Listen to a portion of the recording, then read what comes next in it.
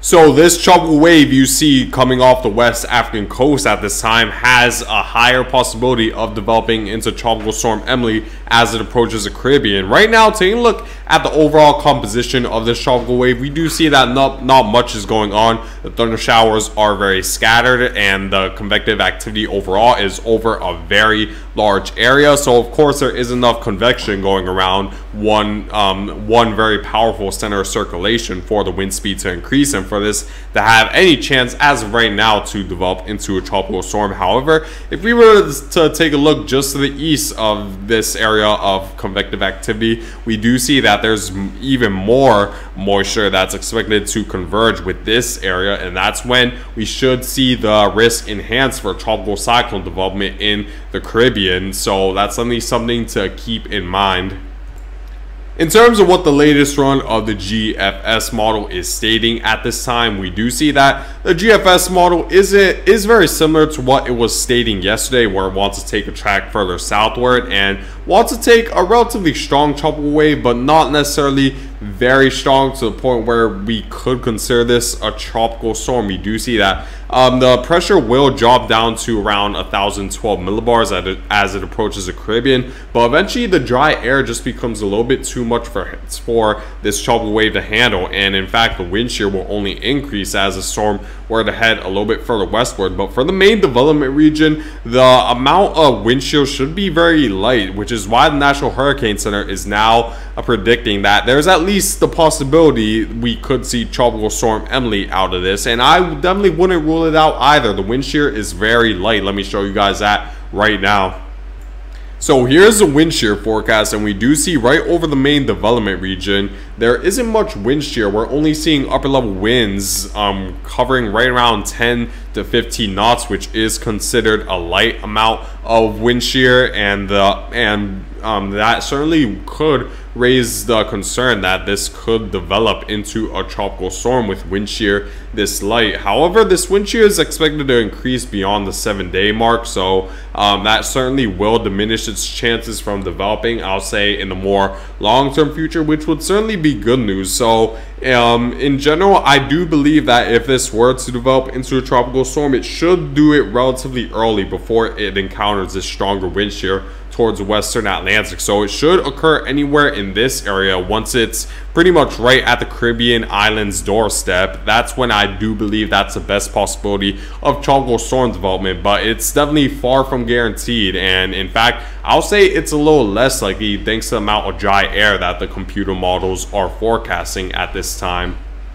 So here's the water vapor forecast provided from the GFS model in between the mid-levels of the atmosphere. We do see that this low pressure system will continue to head further westward, but just to the north of it, there is plenty of dry air. This is due to the fact that there's a very strong ridge located just to the west of Spain as well as Portugal that's bringing a strong northeasterly flow that's bringing a lot of that Saharan dust and the stable air mass towards the main development region, and eventually it just becomes too much for this tropical wave to handle, as the GFS model is now leading more and more to what the European model has been stating for several days now, where it just expects the dry air to be too much for this tropical wave to handle and too much for the chance of tropical cyclone development to be very high. Of course, there's still uncertainty with the amount of Saharan dust as well as dry air that will move over the main development region. We're still going 5-6 days out, still a lot of time to iron out the forecast, as well as to iron out how much moisture will surround this storm system, because even if there's plenty of dry air, if it's able to contain itself in a sort of a moisture bubble to fend off the dry air surrounding it, then the chance would certainly increase for Tropical Storm Emily to develop. But at this point, it seems like both of the main computer models, the European and the GFS model, are showing very similar trajectories as well as a very similar forecast when it comes to strength as well as the amount of dry air over the main development region, which makes me believe that more likely than not we will likely see a stronger tropical wave. But I'm not sure, and I'll say I don't think that there's a high chance we're going to see a tropical storm develop thanks to the amount of dry air. This could easily change, but I'll say it's less likely thanks to both of the computer models showing a high amount of similarities, which shows that there's could be a relatively high amount of confidence regarding this tropical wave as it continues to head further westward. So I do believe the dry air should be a little bit too much for this tropical wave to handle, but a tropical storm certainly shouldn't be out of the realm of possibilities just yet. We see that the European model shows nearly an identical forecast when it comes to strength as well as so this is what the National Hurricane Center is forecasting at this time: a 20% chance of tropical cyclone development within the next 7 days. I wouldn't be surprised if this does rise a little bit, maybe beyond the 7-day point, because there's still that small possibility once this approaches the longitude of the Turks and Caicos, or I mean the Leeward Islands and Puerto Rico, that the chance could increase, since there's still a small area where the wind shear will be relatively light. So I wouldn't be surprised if the chance certainly does rise, especially once the National Hurricane Center gains a little bit more certainty. But I'll still say that the chance will most likely stay low to maybe moderate. And here are what the GFS Ensemble members are stating at this time. We do see that a couple of them do want to take this towards the Caribbean islands, but a very weak storm. This might not even be these Ensemble members might not even be taking this at tropical storm strength by the time this approaches the Caribbean, which would certainly be good news that the Ensemble members aren't showing high confidence of tropical storm development, and I do agree with this. But there's still that possibility we could see it change, because there's still a lot of days to go. Remember that, guys. And we know that the computer models and the Ensemble members do change quite a bit, so definitely stay tuned for more updates.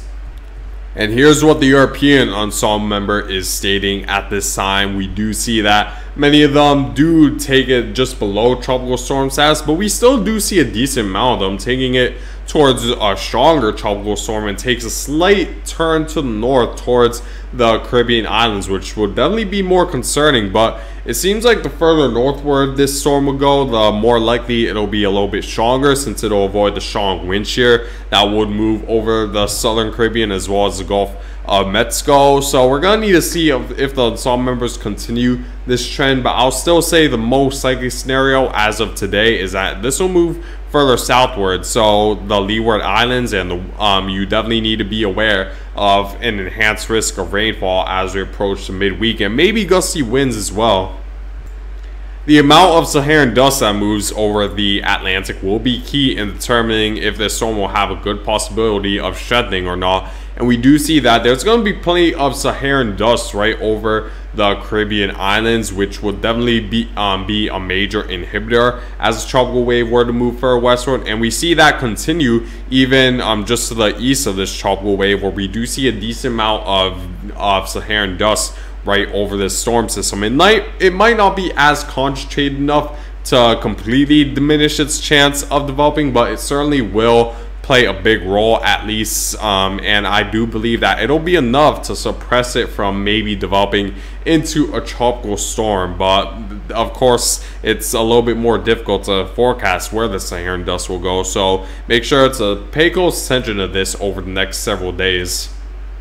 So here's my overall forecast when it comes to the potential of Tropical Storm Emily. So I have shifted my projected path further southward, as the computer models have leaned towards that direction, since the ridging will be just strong enough just to the north of the storm. And National Hurricane Center is at least acknowledging the fact that this could potentially develop. It's still a lower chance, but I wouldn't rule out the chance could rise if we were to see less dry air. We just need to pay close attention to how strong the ridge will be and how strong northeasterly winds will be to determine the amount of dry air that will move over the main development region. So make sure to keep in mind of those factors if you really want to know how strong the storm will be by the time this approaches the Caribbean. But make sure to prepare for at least heavy enhanced risk of rainfall by next week over the Caribbean islands. But that's it for now, guys, and I thank you guys for watching.